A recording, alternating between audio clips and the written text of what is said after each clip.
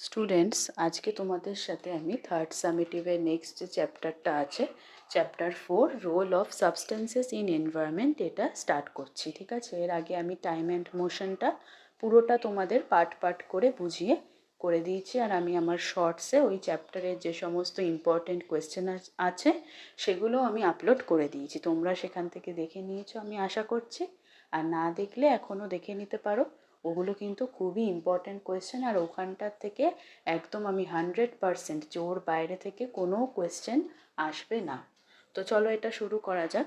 দেখো, এখানে আমি লাইন বাই লাইন পড়ছি না, কিন্তু যেগুলো যেগুলো দরকার আমাকে সবই বলতে হবে, তো সেগুলো বলছি। তো দেখো, আমাদের মোটামুটি আর্থে করকম এলিমেন্ট রয়েছে না, 94টা এলিমেন্ট রয়েছে। ঠিক আছে, কিন্তু তার মধ্যে বলেছে যে আমাদের লিভিং অর্গানিজমে মানে মানুষজনের মধ্যে বা অ্যানিমালস প্ল্যান্টসের মধ্যে কখনো 94টা থাকে না। প্রত্যেকটা কটা থাকে না, 22টা এলিমেন্ট প্রেজেন্ট আছে আমাদের লিভিং অর্গানিজমসদের মধ্যে, মানে লিভিং বিংসদের মধ্যে, in the form of various compound, মানে অনেক কম্পাউন্ড হিসেবে রয়েছে। এই এলিমেন্টগুলো কখনো একা নেই, অনেকগুলো মানে কম্পাউন্ড হিসেবে রয়েছে। ঠিক আছে, তারপর দেখো কি বলেছে, এই যে এই যে ডিফারেন্সটা বুঝবো এবার, composition of human body and earths crust, মানে আমাদের মানুষের বডিতে কীরকম কীরকম পার্সেন্টেজে এই এলিমেন্টগুলো পাওয়া যায়, আর আমাদের আর্থসের ক্রাস্ট মানে হচ্ছে যে টপমোস্ট যে লেয়ারটা রয়েছে বাইরের, সেটা হচ্ছে আর্থসের ক্রাস্ট। সেখানে কীরকম কীরকম পার্সেন্টেজে দেখা যাচ্ছে সেটা আমরা এবার এই টেবিলটা থেকে পড়বো। তো দেখো, percentage by mass of the element in human body, human বডিতে কত কত পরিমাণে, মানে মাস মানে ওজনে কতটা রয়েছে। দেখো, অক্সিজেন রয়েছে 65%, ঠিক আছে, তারপর কার্বন হচ্ছে 18.5%, নাইট্রোজেন 3.3%, আর বাকিগুলো তোমরা দেখে নাও এরকম করে রয়েছে। তোমাদের সব কটা পার্সেন্টেজ মুখস্থ করতে হবে না, অক্সিজেনটা মোটামুটি মুখস্থ করো পার্সেন্টেজটা কতটা রয়েছে। আর বাকি তোমরা এই এলিমেন্টগুলোর নামগুলো মনে রাখবে, যে আমাদের আমাদের হিউম্যান বডিতে কী কী মানে এলিমেন্ট পাওয়া যায় বাই মাস, মানে ওজন হিসেবে কটা এলিমেন্ট পাওয়া যাচ্ছে সেই নামগুলো একবার মনে রেখো। এরপর দেখো, তোমাদের আছে percentage by mass of the element in earth's crust, মানে আমাদের আর্থের উপরে কী কী এলিমেন্ট ওজনে কতটা পার্সেন্টেজ রয়েছে।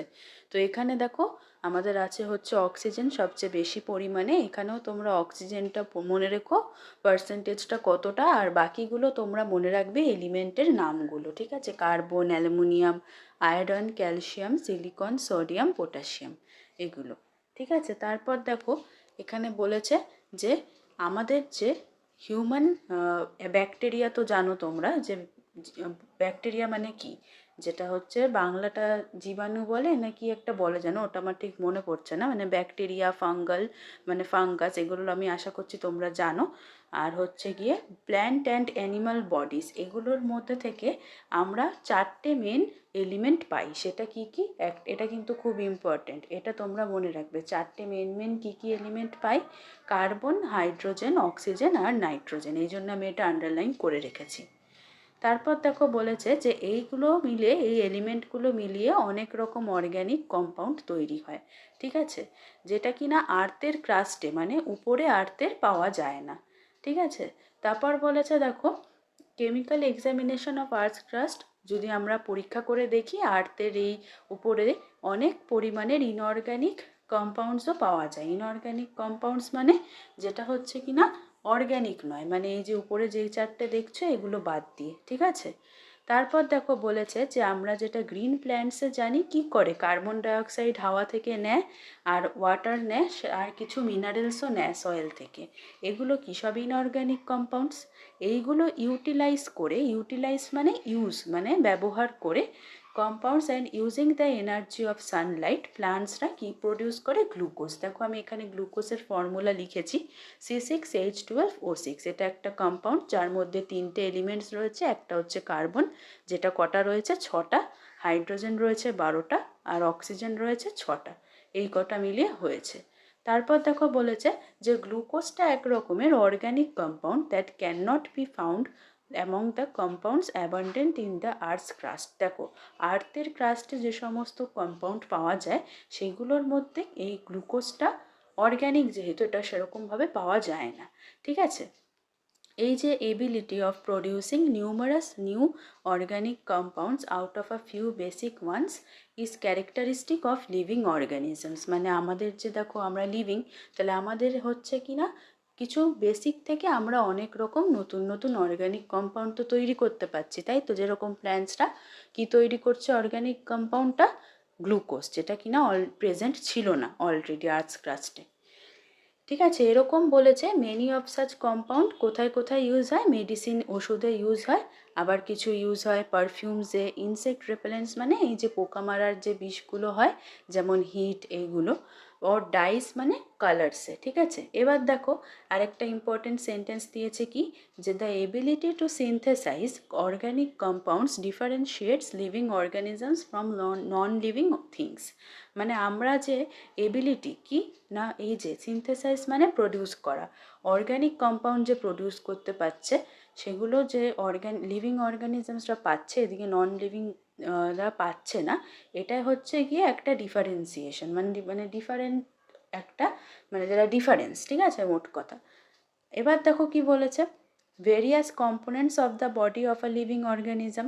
আমাদের লিভিং অর্গানিজমসদের মধ্যে কি কি কম্পোনেন্ট রয়েছে। নাম্বার 1 তোমরা খুব ভালো করে জানো, ওয়াটার। ওয়াটার আমাদের টোটাল যে আমাদের বডির ওজন সেটার 60%। ঠিক আছে, তার 3/4 অফ দিস ওয়াটার, এই যে জলটা পেলাম তার 3/4 কোথায় কোথায় আছে, আমাদের সেলসের মধ্যে, বাংলাতে যেটা কোষ বলে। while the rest is present in extracellular fluids and in blood। আর বাকিটুকু জল কোথায় রয়েছে না, আমাদের এক্সট্রা সেলুলার ফ্লুইড, মানে দেখো আমাদের সেলসে তো শুধুমাত্র মানে শুধুমাত্র যে সেলের যে জিনিসগুলো পাওয়া যায়, যেমন যেগুলো তোমরা এখনও জানো না এই জন্য বললে বুঝতে পারবে না, যেমন লাইজোজোম, গলকি বডিজ, তারপর হচ্ছে অনেক কিছু পাওয়া যায়, ভ্যাকিউলস, এগুলো যদি ছাড়া বাকি যেগুলো জায়গা এমটি রয়েছে সেখানেও জল পাওয়া যায়। আর ব্লাডও রয়েছে, ব্লাডেও পাওয়া যায়। অ্যামং হিউম্যানস বডিজ অফ মেলসের 10% বেশি জল থাকে ফিমেলসদের থেকে। আর বলেছে ওজনে যদি দেখি পার্সেন্টেজ হিসেবে, তাহলে চিলড্রেনদের বডিতে বেশি জল থাকে অ্যাডাল্টদের থেকে।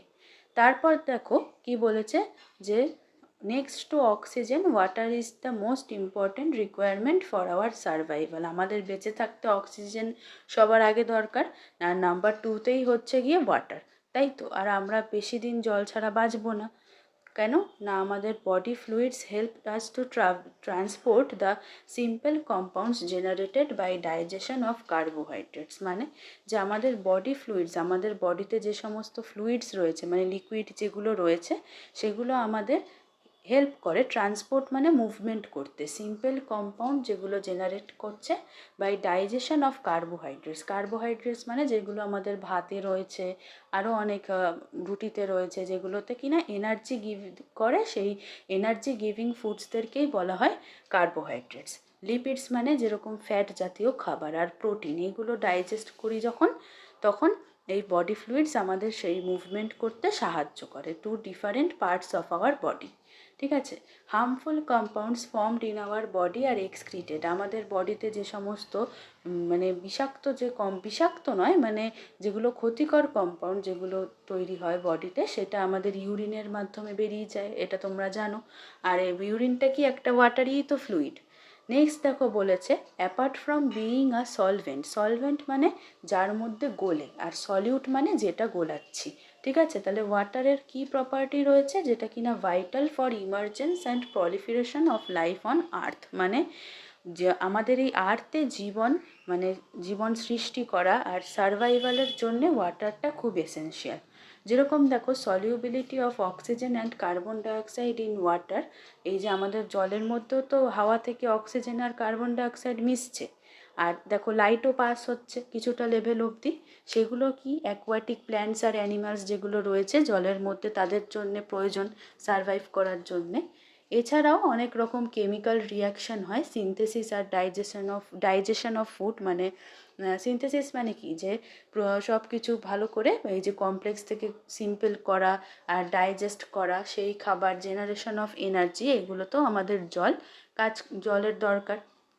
তারপর দেখো বলেছে যে আমাদের এই যে স্নেল, শামুক, কঞ্চ মানেও হচ্ছে যে যেটা শঙ্খ, বার্নাকেলস এরম টাইপের, এইগুলো হচ্ছে কি, এগুলোর যে বাইরের শেলটা থাকে সেগুলো কি দিয়ে তৈরি জানো? Calcium carbonate. এটা কিন্তু তোমাদের short question, MCQ, fill in the blanks হিসেবে বা ট্রু ফলস এগুলোতে থাকতে পারে, ঠিক আছে? This organisms utilise calcium ions. Calcium ions মানে দেখো এগুলো হচ্ছে ক্যালসিয়াম আয়ন্স, এই যে অর্গানিজমস মানে শামুক, কঞ্চেস, এগুলো সব কী করছে, ক্যালসিয়াম আয়ন আর কার্বন ডাইঅক্সাইড যেটা জলে মিশে আছে এটাকে ইউজ করছে কি তৈরি করতে? ক্যালসিয়াম কার্বনেট তৈরি করতে, ঠিক আছে? তারপর দেখো কি বলেছে এবার, এখানে বলেছে যে আমাদের হচ্ছে গিয়ে কী কী দরকার, মিনারেলস যেমন sodium, potassium, calcium, iron, copper, zinc, manganese, magnesium, cobalt, এগুলো, ঠিক আছে? আমরা এগুলো ছাড়া এগুলো যদি কোনোটা বাদ দিই তাহলে আমরা বাঁচতে পারবো না। আর এটা খুব ইম্পর্টেন্ট, নেক্সট লাইনে দেখো বলেছে যে 4টে মেটালস যেটা আমাদের খুব প্রয়োজনীয় বেঁচে থাকার মধ্যে, কি কি, এটা কিন্তু খুবই ইম্পর্টেন্ট, সোডিয়াম, পটাশিয়াম, ক্যালসিয়াম আর আয়রন, ঠিক আছে? তারপর দেখো বলেছে যে আমাদের জানতে হবে যে এই মেটালগুলো আমাদের বডিতে প্রেজেন্ট রয়েছে কম্পাউন্ড হিসেবে, মানে একা একা নেই, একসাথে মিলে রয়েছে।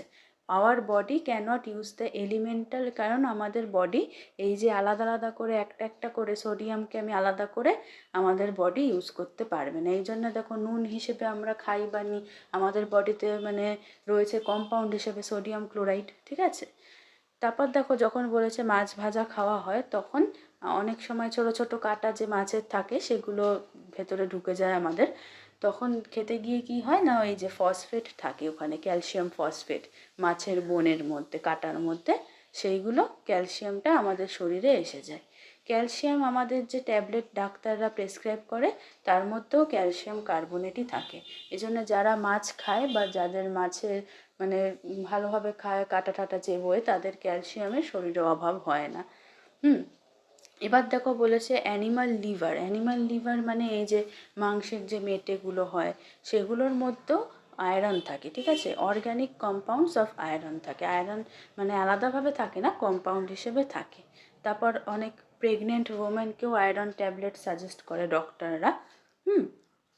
সেটাতেও আয়রনের কম্পাউন্ড হিসেবে থাকে, শুধু আয়রন থাকে না। তারপর দেখো বলেছে যে আমরা খাবার আর সল্টের মাধ্যমে our essential metal ions enter our body as compound, মানে আমাদের শরীরে যে সমস্ত মেটালের যেগুলো আয়ন মানে চার্জড পার্টিকেল যেগুলো দরকার হয় আমাদের বডিতে, এগুলো আমাদের খাবার আর সল্টের মাধ্যমেই তো ঢুকছে, এছাড়া তো আর সম্ভব নয়। আর এগুলোর যদি ঘাটতি হয়ে যায় তখনই আমাদের ওষুধ খেতে হবে, ঠিক আছে? এবার দেখো বলেছে কি কি ফাংশন ডিফারেন্ট মেটাল আয়ন্স যেগুলো রয়েছে আমাদের বডিতে, তার মধ্যে নাম্বার 1-এ হচ্ছে আয়রন। আয়রন বলেছে আমাদের এসেনশিয়াল কম্পোনেন্ট হেমোগ্লোবিনের, তাই তো? জানো তো এটা, হেমোগ্লোবিনের মধ্যে কি থাকে? আয়রন থাকে। That is present in the red blood cells, আরবিসির মধ্যে এগুলো প্রেজেন্ট থাকে। ফেরাস আয়রন মানে Fe2+, আর ফেরিক মানে Fe3+। Haemoglobin cannot be formed. তারপর দেখো বলেছে ক্যালসিয়াম আমাদের স্কেলিটন আমাদেরকে অ্যালাউ করে স্ট্রেচ, মানে একটুখানি স্ট্রেচিং তো জানোই তোমরা, এক্সারসাইজ করলে স্ট্রেচিং হয়, বেন্ড, ঝোঁকা, স্টুপো ঝোঁকা, আর হচ্ছে গিয়ে রান, দৌড়োতে, এগুলো আমাদের স্কেলিটন সাহায্য করে। মেন কনস্টিটিউয়েন্ট মানে মেন বোনের মধ্যে কি রয়েছে না, ফসফেট কম্পাউন্ড অফ ক্যালসিয়াম, মানে ক্যালসিয়াম ফসফেট রয়েছে। এছাড়া ক্যালসিয়াম আয়নও আমাদের দরকার আমাদের সেলুলার লেভেলে, মানে কোষের সব ফাংশন করতে দরকার। তারপর দেখো বলেছে সোডিয়াম আর পটাশিয়াম। যখন আমাদের সোডিয়াম মানে কি বলেছে, যখন আমাদের পিঁপড়ে কামড়ায় বা কেউ আমাদের কুতকুতি দেয় তখন সেই যে সেন্সেশনটা আমাদের স্পাইনাল কর্ডে গিয়ে পৌঁছায়, জানো তো? সেটা কিসের মাধ্যমে পৌঁছায় বলো তো? নার্ভের ফাইবারের মাধ্যমে। নার্ভ দেখো যখনই পিঁপড়ে কামড়ালো ওখানকার যে নার্ভগুলো আমাদের সিগন্যাল পৌঁছাচ্ছে আমাদের মেরুদণ্ডে, ঠিক আছে? তারপর দেখো বলেছে proper functioning of nervous system, মানে আমাদের যদি এই নার্ভাস সিস্টেমটা ঠিকঠাকভাবে ব্যালেন্স রাখার জন্য আমাদের কি প্রয়োজন, সোডিয়াম আয়ন আর পটাশিয়াম আয়নের ঠিকঠাকভাবে বডিতে প্রয়োজন। না হলে মানুষ কি হয়ে যাবে, সেন্সলেস হয়ে যেতে পারে বা পড়ে যেতে পারে হাঁটতে হাঁটতে। ঠিক আছে, তারপর দেখো বলেছে যে ইনঅর্গ্যানিক ম্যাটেরিয়াল যেরকম জল আর মেটালের যে আয়ন, মানে এই যে Ca2+, Fe2+, এইগুলো দো ভাইটাল, এগুলো তো ইম্পর্টেন্ট, কিন্তু এগুলো কি লাইফ প্রডিউস করতে পারে, পারে না। কিন্তু different types of organic compounds too played a vital role when life first came into being. 4 types of organic compound আমাদের কি কি রয়েছে না, কার্বোহাইড্রেট, প্রোটিন, লিপিড আর নিউক্লিয়িক অ্যাসিড। এটাও তাহলে তোমরা পড়ো, এখান থেকেও তোমাদের কোয়েশ্চেন আসতে পারে যে 4 টাইপস অফ অর্গ্যানিক কম্পাউন্ডস কী কী। ঠিক আছে, এরপর দেখো বলেছে এই সবকটাই আমাদের বডির জন্য দরকার হয়। ঠিক আছে, তারপর দেখো বলেছে যে it is there for quite natural that the elements, হ্যাঁ যেমন হচ্ছে এর আগে পড়ছিলাম যেটা কার্বন, হাইড্রোজেন, অক্সিজেন, নাইট্রোজেন, এছাড়াও phosphorus particles in making making nucleic acids, some proteins, various small organic molecules. Sulphur participates কিসে না, কিছু প্রোটিন তৈরি করতে আর আরও ছোট ছোট অর্গ্যানিক মলিকিউল তৈরি করতে। এগুলো আমাদের অর্গ্যানিক মলিকিউল হিসেবে যদি বডিতে থাকে ভালো পরিমাণে, ঠিকঠাক পরিমাণে, সেগুলো responsible for great difference in composition of human body in earth and earths crust. তাহলে কি হবে না, আমাদের হিউম্যান বডিতে আর আর্থস ক্রাস্টে একটা ভালো ডিফারেন্স হবে। এবার এটা এখানটা অতটাও ইম্পর্টেন্ট ছিল না, তাই আমি এটা তাড়াতাড়ি করে একটু বলে গেলাম। এবার দেখো বলেছে যে energy required for germination of the seed comes from carbohydrate stored in it. এটাও খুব ইম্পর্টেন্ট যে আমাদের যে সিড জার্মিনেশন মানে কি, সিড লিং থেকে স্যাপলিং যখন হচ্ছে, মানে একদম সিড থেকে যখন গাছ হচ্ছে, তখন আমাদের যে এনার্জি দরকার সেটা কোথার থেকে আসে, একটু আগেই তোমাদের বলছিলাম যে কার্বোহাইড্রেট থেকে আমাদের এনার্জি আসে। Carbohydrates are the main energy givers. ঠিক আছে, regarding production of energy in the body of an organism, এই যে কার্বোহাইড্রেটকে আমরা বলতে পারি যেটা হচ্ছে ফিউয়েল, মানে তেলের মতন কাজ করে। ঠিক আছে, যে কেন বলো তো, কারণ ফ্যাটসটা সলিউবেল না, জলে গলে না। তারপর যে ভাঙছে, ব্রেকডাউন অফ লিপিডস, মানে ফ্যাটসটা যে ভাঙছে বিভিন্ন কেমিক্যাল রিয়াকশান করে সেলের মধ্যে, সেইটা আমাদের এনার্জি দেয়। এবার দেখো এখান থেকেও কোয়েশ্চেন আসতে পারে, এটা তোমাদের আমি পরে লেখাবো কীরকম কোয়েশ্চেন হয় না হয়। এখন আপাতত এটা মন দিয়ে একটু জেনে রাখো যে কি আমাদের যে স্কিন আছে, স্কিনের লেয়ারের যে নিচে লিপিড লেয়ার রয়েছে, মানে ফ্যাটের লেয়ার রয়েছে। আর ঠান্ডাতে আমাদের এটা প্রোটেক্ট করে, কেন না আমাদের ফ্যাটটা একটা শক হিসেবে, মানে ইনসুলেটর হিসেবে কাজ করে, মানে এটা হচ্ছে পুওর কন্ডাক্টর অফ হিট, মানে হিটটা আমাদের বডি থেকে বাইরে বের হতে দেয় না। এই জন্যে ঠান্ডার সময় মোটা যারা বেশি, তাদের একটু ঠান্ডাটা কমই লাগে। ঠিক আছে, সেরকমই ঠান্ডার দেশে যে হোয়েলস, পেঙ্গুইনস, ওয়ালরাসেস, পোলার বিয়ার রয়েছে, এরা মারাত্মক ঠান্ডা থেকে প্রোটেক্ট হয় কিভাবে না, তাদের একটা মোটা লেয়ার আছে ফ্যাটের, কোথায়, তাদের স্কিনের তলায়। এবার দেখো বলেছে প্রোটিনও এরম একটা ইম্পর্টেন্ট কম্পাউন্ড যেটা ছাড়া আমাদের লাইফটাকে ইমাজিন করা যাবে না। প্রোটিন আমরা কোথায় কোথায় পাই, আমাদের স্কিনে, মাসেলে, নখে, চুলে আর ব্লাডে রয়েছে। আমাদের অনেক রকম প্রোটিন আমাদের জার্মসের অ্যাটাক থেকে সাহায্য করে।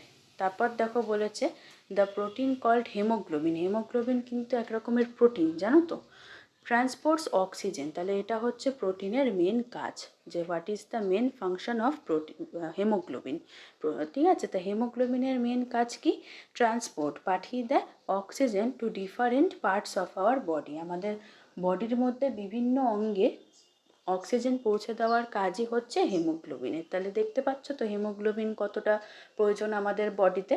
অনেক সময় টেস্ট করালে দেখা যায় স্পেশালি মেয়েদের হেমোগ্লোবিনের লেভেলটা কম থাকে, তখনই বলে, ডাক্তাররা বলে না যে অ্যানিমিয়া, অ্যানিমিয়া, এরকমই ডিজিজটার নাম হয়তো তোমরা একটু শুনেছ। তখন আয়রনের ট্যাবলেট দিয়ে দেয় বা বলে যে আয়রন জাতীয় খাবার খেতে, কারণ এগুলো হলে কি হয়, বডি খুব উইক হয়ে যায় আর তখন খুব সারাদিন ক্লান্ত লাগে। ঠিক আছে, তারপর দেখো বলেছে various enzyme speed up the numerous chemical reactions. অনেক রকম যে এনজাইমস আছে সেগুলো আমাদের কেমিক্যাল রিয়াকশানকে স্পিড করে দেয়। যেরকম হচ্ছে biological molecules, digestion of food, killing germs, generation of energy that occurs in the body. তারপর দেখো বলেছে the external appearance of a progeny of an organism depends on their nucleic acid. মানে বাইরে থেকে কীরকম দেখতে সেটা ডিপেন্ড করে কাদের উপরে, না তাদের যে নিউক্লিয়িক অ্যাসিড রয়েছে তার উপরে। ঠিক আছে, যেমন আর বিহেভিয়ারাল প্যাটার্ন, এই যে বিভিন্ন রকম অ্যানিমালরা বিভিন্ন রকম বিহেভিয়ার হয়, সেটা তাদের জেনেটিক মেকআপ মানে হচ্ছে তাদের জিন্স কিরম তার উপরে ডিপেন্ড করে। দেখো যেরকম plants growing in mangrove forests, মানে প্ল্যান্টস যারা কিনা কোথায় গ্রো করছে, ম্যানগ্রোভ ফরেস্টসে।